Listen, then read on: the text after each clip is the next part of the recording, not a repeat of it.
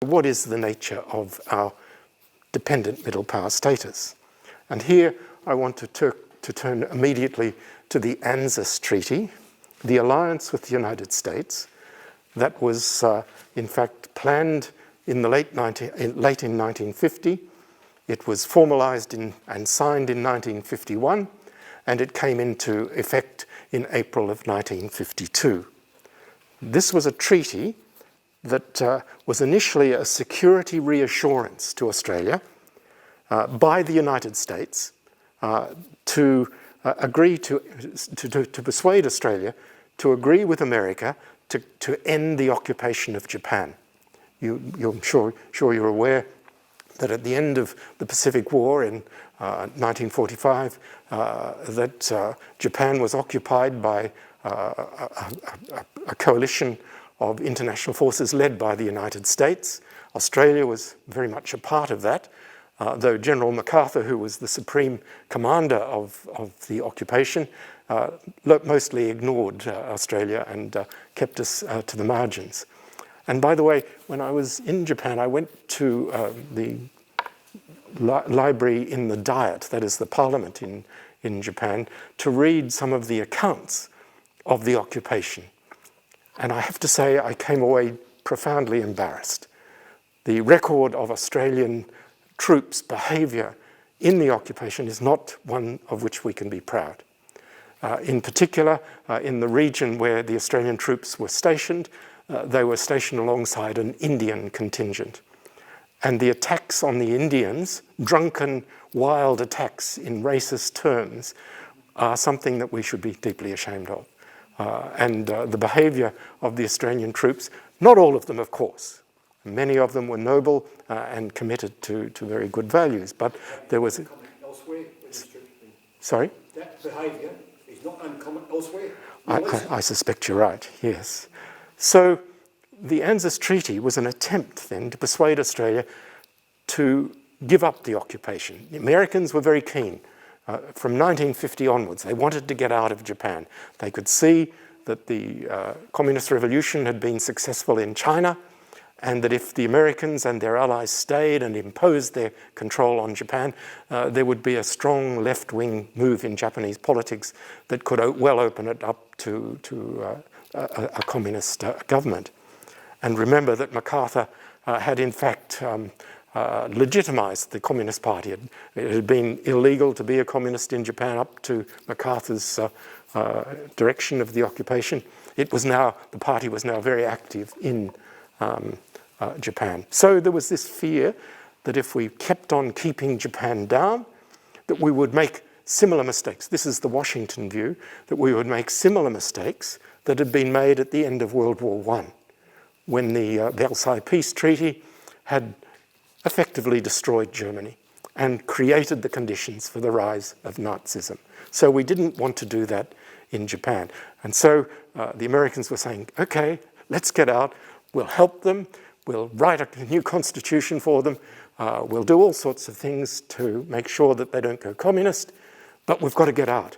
But the Australians said, no, we're scared of a remilitarized Japan. We're afraid that Japan will threaten us again. So we want to stay there. And indeed, the Australian government in 1949 and 50 was saying, well, we could imagine ending the occupation maybe around the year 2000. They were there for the long haul. So the Americans came up with this kind of carrot, if you like, the ANZUS Treaty. An interesting treaty when you look at it. It used to include New Zealand, but New Zealand is no longer part of the ANZUS Treaty.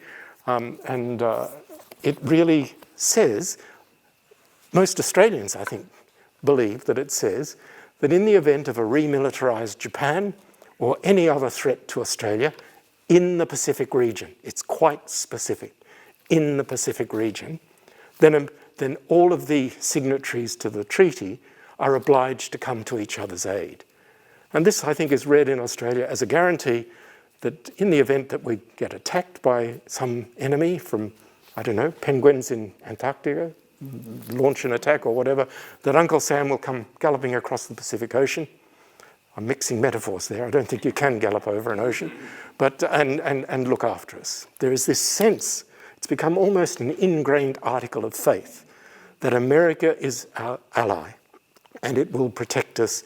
And this is what is the foundation of our dependent middle power status today. It subsequently moved away from being a kind of reassurance that Japan wouldn't threaten us anymore to a reassurance that America would protect us in the event of an expanding communist China.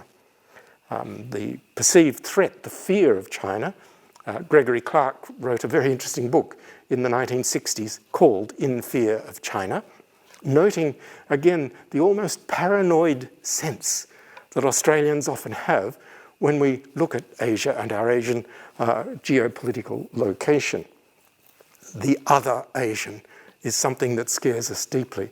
David Walker, in his excellent book, Anxious Nation, Australia's relations with Asia from up until 1939. He's just about to bring out, I understand, his second volume from 39 to the present. He's been labouring hard and long on that because he's legally blind. And so it's quite a struggle for him. But his sense of humour is still there. He asked recently, so I've been told I've been legally blind. What's it like to be illegally blind, he asked. Well, this anxiety that we seem to have about particularly China, the yellow peril, the red menace, and so on, the kind of, if you like, DLP propagandizing that we saw in the 50s and 60s, this really articulates this perceived threat, and therefore the ANZUS Treaty shifts away from Japan, which is now becoming very rapidly, and by the end of the 1960s is, right up until just a few years ago, our most important trading partner, exporting raw materials and food and so on to Japan, has been fundamentally vital for the Australian economy. Japan is still our third biggest market for overseas goods, and it's returning to the number one position. Probably within the next 10 years, it will outpace China once again. Now, this has meant, of course, this alliance has meant that Australia has a deep-seated not only sense of dependency on the United States, but a belief that we have to constantly be demonstrating our loyalty to the United States, that we can't afford to let America, to drop off America's political radar, as it were. As a result, we've been in every single war that America has been involved in since the Pacific War.